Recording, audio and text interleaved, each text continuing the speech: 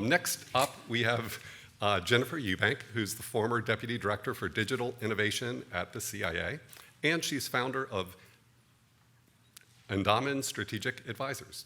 She will discuss a journey of reinvention and renewed purpose. Jennifer, over to you.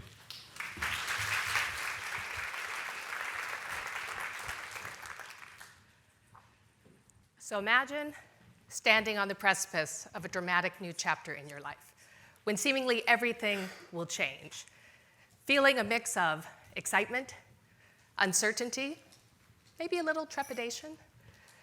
Now imagine embarking on an epic journey, one that transforms not just your external surroundings, but your inner landscape as well. This is the essence of my recent pilgrimage from southern France up over the Pyrenees and across northern Spain on the Camino de Santiago. So good morning, everyone. And today I want to share with you a few of the lessons I learned during my recent transition away from a decades-long career in the high-stakes world of intelligence operations, where I culminated in the position as was described as Deputy Director of the CIA for Digital Innovation. So this journey, both literal and metaphorical, is about gratitude, embracing change, finding renewed purpose, and redefining one's identity. So reinvention, if you will. Now, leaving a career that has been your mission, your calling, your identity for so long is no small feat. For many of us, our work is not just a job, it becomes who we are. And this is especially true for all of us in extreme careers like intelligence operations. The shift from such a life can be disorienting and extremely challenging, surprisingly so, forcing a profound shift in perspective, purpose, and identity. And for years, I had seen former colleagues who really struggled upon their departure from the service, feeling something very much like grief at the loss of the life they once had. And so I knew as I approached my own retirement, I needed to do something different, something special to prepare for this life change. And that's when I remembered the ancient pilgrimage route, the Camino de Santiago, the Way of St. James, which I had learned of and seen when I was a student in southern France decades ago. Walking the 800 kilometers of the Camino alone became my way of transitioning from one life to the next. As I slowly made my way along the path that millions of pilgrims have walked since the 9th century, and with the luxury of time and, frankly, mental space that I had not enjoyed for decades, I pondered themes of resilience, purpose, wellness, self-discovery, and a whole lot more.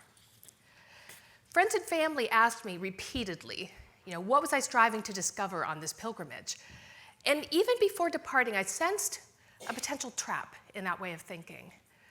I remembered Viktor Frankl's groundbreaking work on finding purpose in life, and the risk that counterintuitively, hyper-intention, that intense focus, can actually drive you further away from the thing that you seek. And I thought of Lao Tzu, who encouraged us to embrace life's inevitable transitions with a flexible attitude, adapting to rather than resisting change. So I knew, at least for me, the right approach was to embark on this long journey with an open heart, a receptive mind, but absolutely no expectations whatsoever, allowing the Camino to present its wisdom, if there is some, in its own time and in its own way. Now, in very short order, the value of mindfulness was repeatedly brought to my attention. Now, I have never been someone who dwells on the past, but the future, that's where I could spend hours, days, weeks, you name it, contemplating some event that had yet to transpire. And the dramatic elevation changes, the rocky, unstable paths, the occasionally unclear signage, and, my own chronic knee pain demanded that I pay close attention to the Camino, the actual path, pay attention. And when my mind inevitably wandered, as it has in the past, to future worries, I was quickly reminded to pay attention. So once through, I will admit it, a spectacular and very inelegant fall into a deep rocky ditch, and once by kind of a magical escort by a large group of butterflies through a forest. They immediately disappeared as soon as I slowly tried to capture the moment on my phone. So, message received, I thought, right? Live in the moment. And this mindfulness really living fully in the present, is a lesson that obviously transcends the Camino. It's about appreciating the here and now, rather than wasting mental energy on the past or fretting over some future events that may never come to pass. Now, I have a secret. I am a lifelong closet introvert, the most introverted of introverts. And the solitude of the Camino was nothing short of a gift for me. So after years of really high-intensity work here in the States and traveling all around the world, silent, solitary steps through forests and fields were actually rejuvenating for me. I realized that while my career had always required me to work against type, in more recent years, I'd failed to pay any attention and to find at least some little tiny bit of balance to renew that energy from time to time.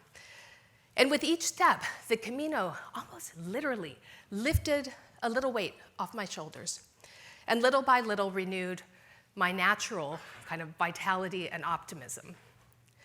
In fact, I found myself, smiling broadly or laughing randomly as I was walking through the forest alone, and that's not something I had experienced for the past few years. The solitude was not a reason for concern, and trust me, I had friends and family who were very concerned about me doing this alone, but it really became a source of renewed, strength and joy, which was essential for this, lifelong closet introvert. So mindfulness, solitude, and moments of adversity along the Camino naturally enable deeper contemplation of life's purpose as well. Aside from the love of family and friends, which has always been front and center in my mind, I had long found my meaning and my purpose in defending my country. It's been a noble calling and one that has motivated me for decades.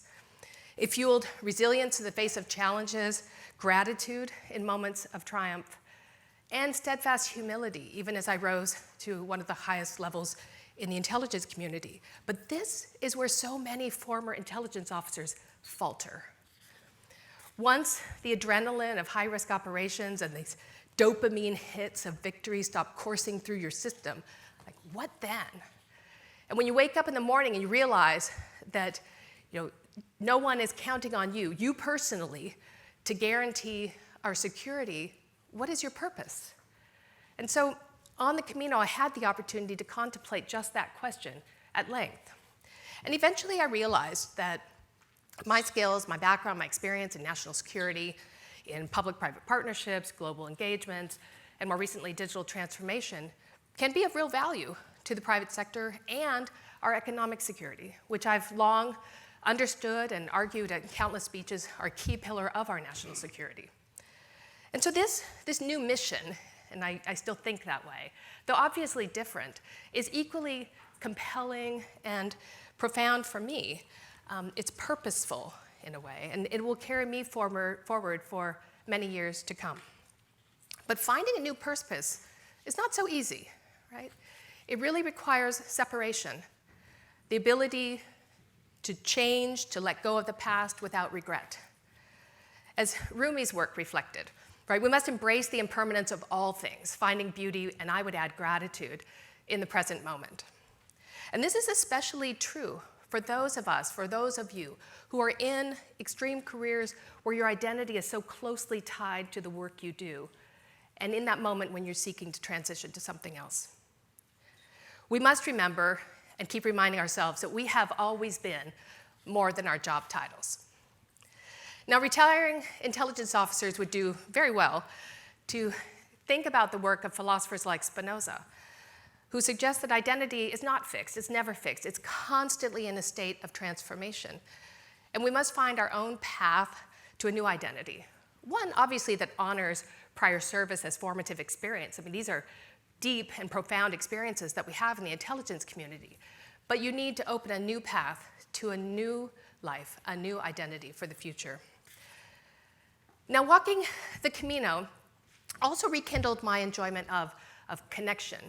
And for a career that is all about making connections, this is going to seem counterintuitive, operations officers' personal connections often, I would say usually, suffer over the course of a long career. Living one's cover can become just an exhausting burden at times.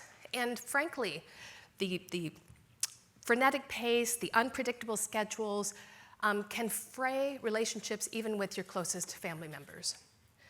So meeting fellow pilgrims on the Camino, each on their own inner journey, was a reminder of the importance of human connection. And obviously, it was a fantastic opportunity to meet amazing people from all over the world, but it was also a really important reminder to go back and nourish and renew and refresh those old friendships as well. So over the course of 800 kilometers, the physical pilgrimage became, I would say, an outward manifestation of an inner journey for me. The Camino was a transformative experience for me, as it is, frankly, for so many people, reminding me of the importance of mindfulness, resilience, solitude, separation, gratitude, and connection. Each lesson was a step towards a new purpose, a new mission, and a new identity, reinvention, right, if you will, for this next stage of my professional life.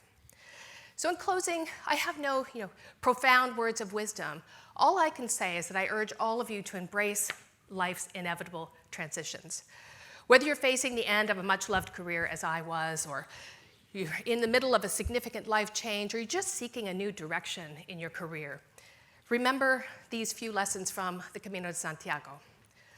Live in and appreciate the moment. Let go of the past with gratitude and without regret. Nurture your connections, both new and old. Define your new purpose, your new mission, and accept that your identity will change over time. Indeed, it must change over time to live a rich and full life. They say that life is a journey, and I agree. It is an epic journey, and each step can bring new insights if you walk it with an open heart and a receptive mind.